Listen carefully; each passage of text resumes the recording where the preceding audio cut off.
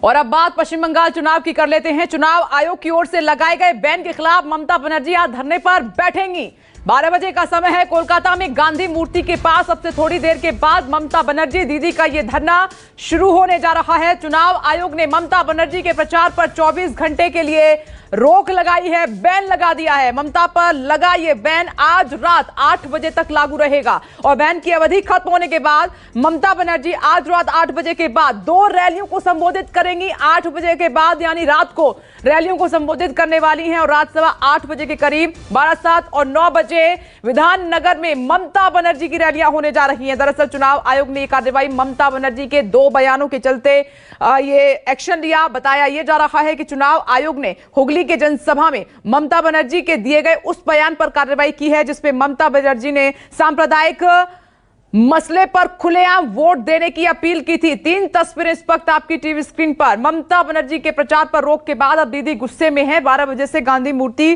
पर अपना धरना शुरू करने जा रही हैं और रात में जब ये 8 बजे उनका बैन खत्म होगा उसके बाद वो 2 सभाओं को संबोधित करने वाली हैं। और इस पर न्यूज 24 की कवरेज आप देख रहे हैं कि जिस तरीके से सरगर्मियां तेज हैं उसके बीच ये बवाल जो है उबाल मार रहा है। राजीव रंजन भी कोलकाता से हमारे साथ मौजूद हैं, मनोज पांडे भी कोलकाता से इस वक्त हमारे साथ मौजूद हैं। राजीव, एक महत्वपूर्ण सवाल, 12 बजे दीदी गांधी मूर्ति पर अपना धरना शुरू कर रही है चुनाव आयोग के खिलाफ। जिस तरीके से दीदी ने आरोप लगाए हैं ऐसा लग रहा है कि इलेक्शन कमीशन मात्र बीजेपी के लिए काम कर रहा है। क्या राजीव, जो लोकतांत्रिक संस्थाएं हैं उनसे समझौता किया जा रहा है?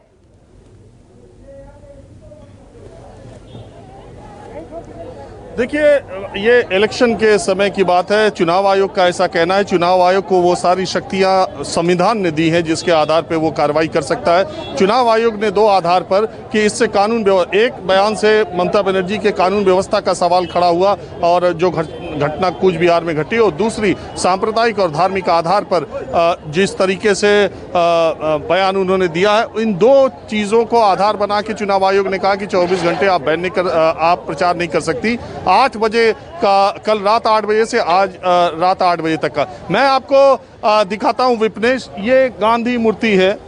इस गांधी मूर्ति पर आपको याद होगा, जहां तक मुझे याद है, ममता बनर्जी अपने सारे जितने बड़े आंदोलन, नंदीग्राम, सिंगूर या अभी जो पदयात्रा उन्होंने व्हीलचेयर पे की, या इसके अलावा भी बहुत सारे उन्होंने संघर्ष की शुरुआत जो वो हमेशा करती हैं, इस जगह को चुनती हैं, गांधी मूर्ति के पास वो आएंगी। और दूसरे मैं आपको बता दूं, ये तस्वीरों में आप देख रहे होंगे टीएमसी के समर्थक महिलाएं अब यहाँ पर आने लगी है। 12 बजे के आसपास उनका आने का कार्यक्रम है। देखिए मेरे पीछे भी अगर आप देखें तो ये अम्ब्रेला लेके, छाता लेके महिलाएं यहाँ पर आ गई हैं। इसी के पीछे जो जगह है वहाँ पर उनका धरना प्रदर्शन, मेरे सामने से भी लोग गुजर रही हैं, टीएमसी के कार्यकर्ता समर्थक ममता बनर्जी के। अब सवाल उठता है कि नेता जो है वो आफत को अवसर में कैसे बदलता है। अगर आप देखिए, ममता बनर्जी को चुनावों के दौरान आज 4 रैलियों को संबोधित, 4 जनसभाओं को संबोधित करना था, उसमें से 2 जनसभाएं वो 8 बजे के बाद भी करेंगी। और आज अभी 12 बजे जब वो बैठेंगी यहाँ पर,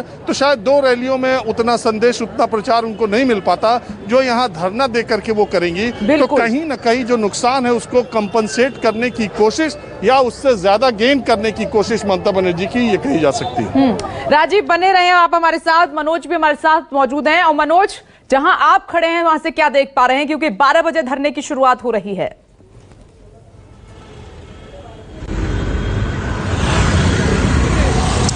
जी रत्न, देखिए हम गांधी मूर्ति के पास में ही खड़े हैं और हम यहाँ पे जिस तरह से देखें मुख्यमंत्री ममता बनर्जी, उन्होंने किस तरह से कहा था कि सारे मुस्लिम एक साथ हो कहीं न कहीं बीजेपी की पार्टी को रोकने के लिए, और जिस तरह से उन्होंने देखे सीआरपीएफ के जो बयान दिया था कि कुछ लोग सीआरपीएफ को घेरे और बाद बाकी लोग जाके वहां पे चुनाव अपना वोटिंग करें।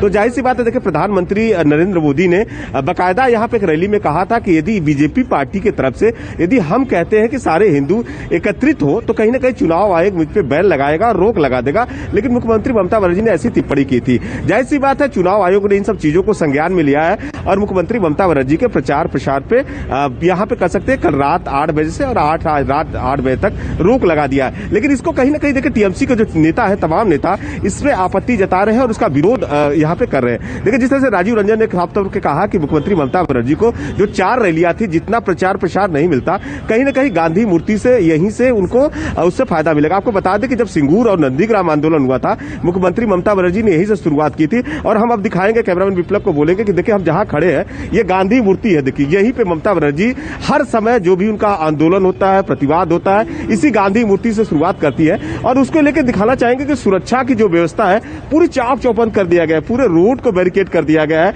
चारों तरफ से जो पुलिस के जवान है, मीडिया को एक घेरे में रखा गया है। बाद बाकी देखिए पुलिस के जवान सभी जगह सभी लोगों की निगरानी रख रहे हैं, चेकिंग कर रहे हैं। और जाहिर सी बात है, जब मुख्यमंत्री ममता बनर्जी यहाँ धरने और रैली पे बैठेंगे, रितेश आपको बता दें, तो उनके समर्थकों की भीड़ वाकई आना लाजमी है। और धीरे धीरे इतनी गर्मी है उसके बावजूद भी जिस तरह से देखिए लोग दूर दूर से यहाँ आने के सिलसिला शुरू हो चुका है। और जाहिर सी बात है कि दीदी के आज जो संदेश होगा, कहीं ना कहीं यहाँ पे लगातार जो दीदी प्रचार प्रसार में कर रही है, शब्दों का वार हो रहा, बीजेपी के भी तरफ से शब्दों का वार हो रहा, टीएमसी के शब्दों का वार हो रहा। लेकिन आज यहाँ मुख्यमंत्री ममता बनर्जी के एक अलग तेवर देखे जाएंगे, क्योंकि मुख्यमंत्री ममता बनर्जी को पता है कि जो 5वें चरण का चुनाव ठीक है मनोज, आप अपनी नजर बनाए रखिएगा। दीदी जब पहुंचती हैं तो वो तस्वीरें भी हम दिखाएंगे। राजीव रंजन, मनोज पांडे, आप दोनों का फिलहाल के लिए बहुत बहुत शुक्रिया। देखिए ममता बनर्जी जब जब गांधी मूर्ति जाती हैं, अपनी आवाज बुलंद करती हैं, तो वहां से उनको एक मजबूती मिलती है।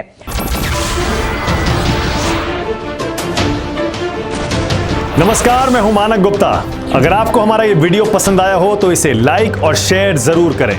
और हां, हमें सब्सक्राइब और फॉलो करना ना भूलें, ताकि आप देश और दुनिया की कोई खबर मिस ना करें। तो जुड़े रहिए हमारे साथ और देखते रहिए News 24।